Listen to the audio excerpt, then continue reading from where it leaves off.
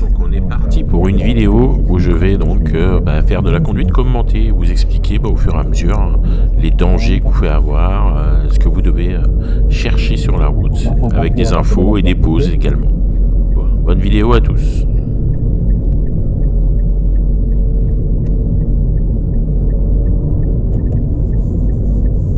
Je démarre à droite avant de faire la lettre. D'accord, quand tu tournes à gauche, je démarre à droite, il n'y a personne et je me rabats.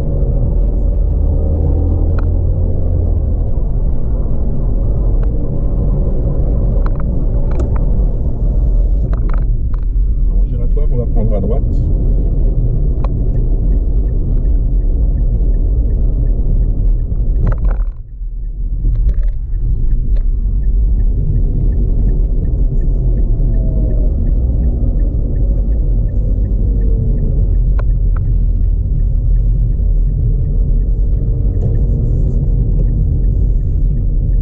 Et ensuite, on va suivre la direction de Cormontreuil en autonomie.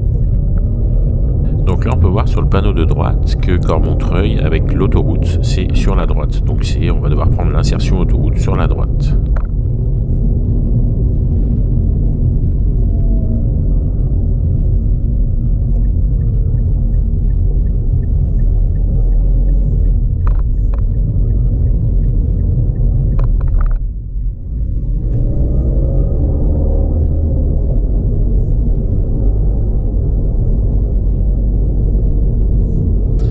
Là on arrive sur l'insertion autoroute, évidemment, insertion propre, on arrive là, on commence déjà à contrôler rétro-extérieur, plusieurs fois, si on voit personne, l'angle mort, on accélère très fort s'il n'y a personne, son petit clignot, son angle mort, et on rentre évidemment.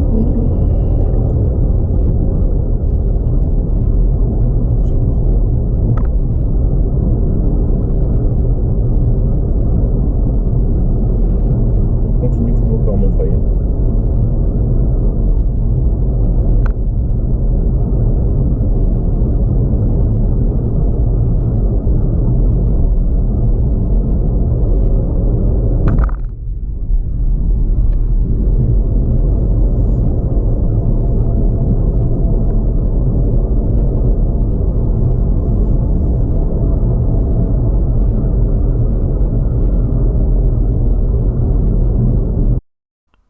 Alors ici on a le panneau 70 km/h, ne pas louper. Et donc ici le panneau Cormontreuil-Reims-Centre, les deux voies de gauche, et si vous voulez sortir à droite, c'est la sortie 28.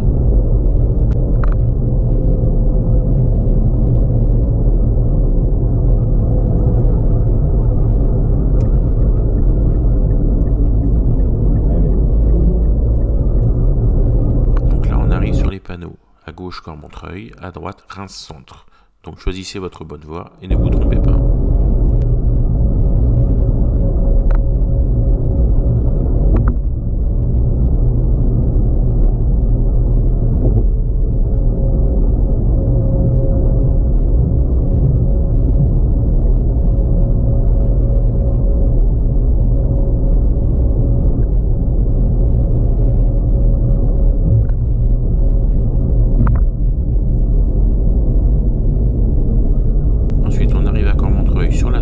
Le petit panneau 50, donc on régule sa vitesse. Au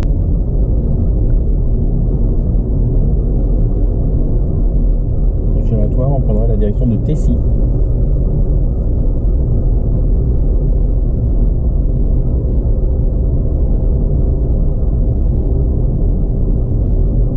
Donc là je viens de lui annoncer qu'on va prendre la direction de Tessy. Donc regardez bien les panneaux avant les giratoires. Donc Tessy, c'est sur la gauche, on le voit aussi bien à gauche qu'à droite. Donc si on vous demande Cormontreuil, par contre, du coup, c'est la voie de droite comme on a pu le voir sur les panneaux.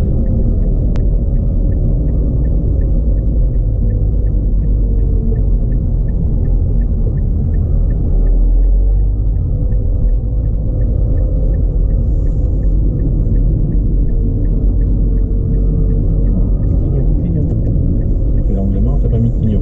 Angle mort, personne, clignot, j'y vais.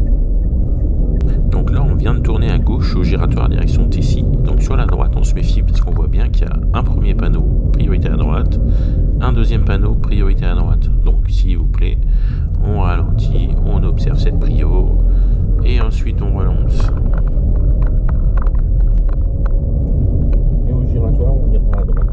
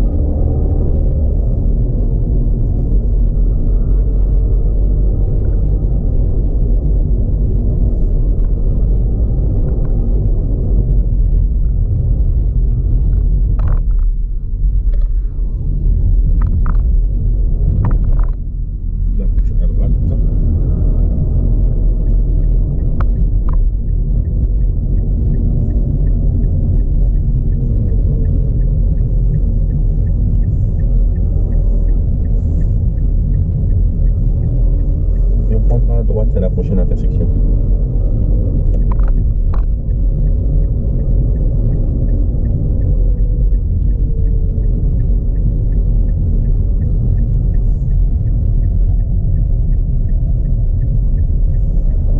On s'arrête à côté de la camionnette et on fait un créneau.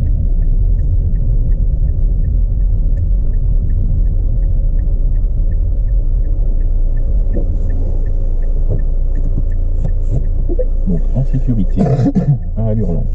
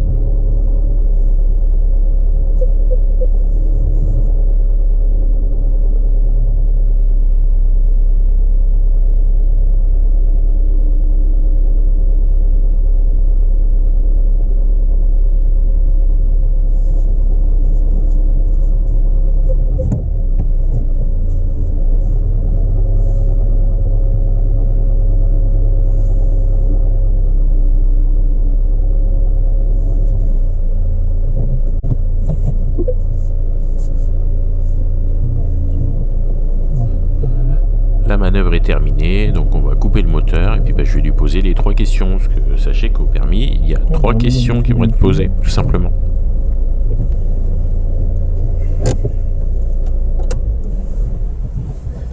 Très bien, question.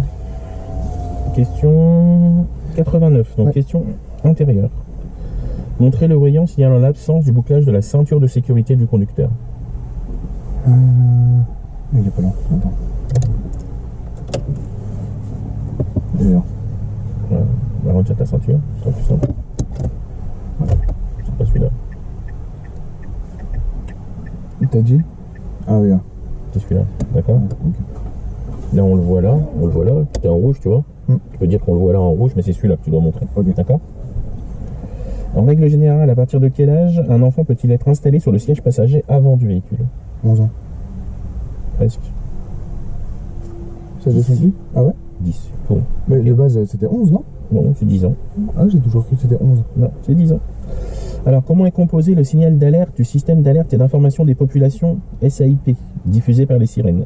Il est composé comment? En 3 temps. Ouais. Donc, variation de 3 temps. Oui. Pour quoi? Donc, 3 temps pour...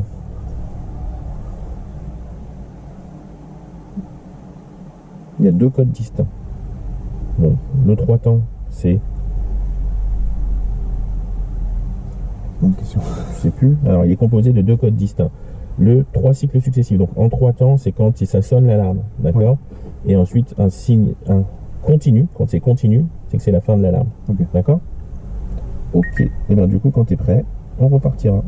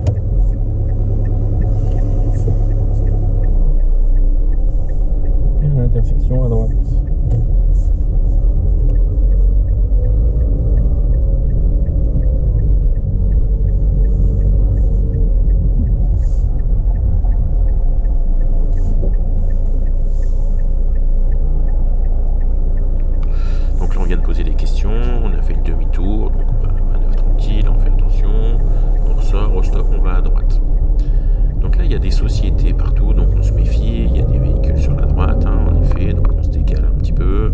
On a le regard qui va de gauche à droite, comme d'habitude. On observe en haut, à gauche, à droite. Ensuite, là, on voit quoi? On voit qu'au bout, il va y avoir un arrondi de trottoir.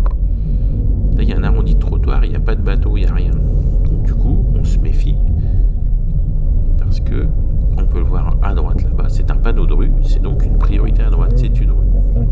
Donc on se méfie, d'accord? Et ensuite au bout de la rue, idem, on va aller à gauche. Donc vu qu'on va à gauche, bah, évidemment, on doit la priorité à droite. D'abord il y a des sociétés, donc ils sont pas prioritaires. Et ensuite au bout de la rue, bah du coup, on va aller sur la gauche.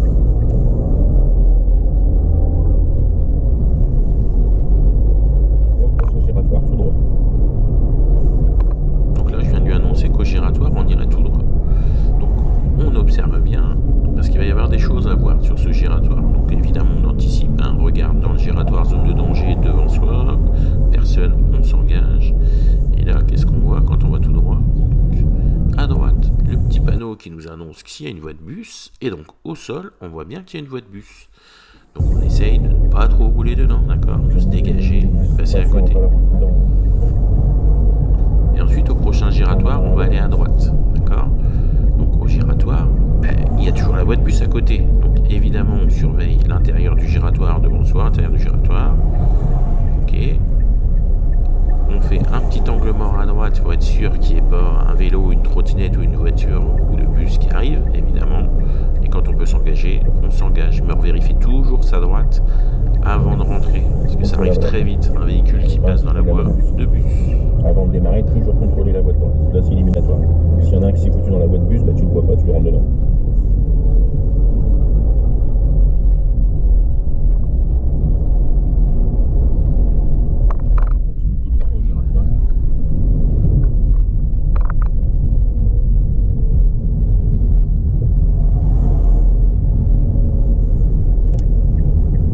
À gauche, le panneau déviation à gabarit.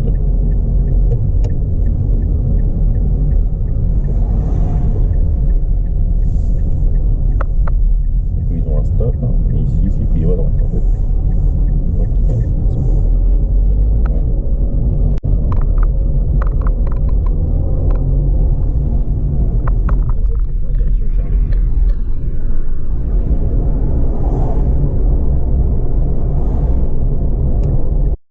Alors ici, on va prendre la direction de Charleville. Donc Charleville, on peut bien le voir, c'est en haut à gauche, donc c'est tout droit, c'est en dessous de la flèche qui va tout droit.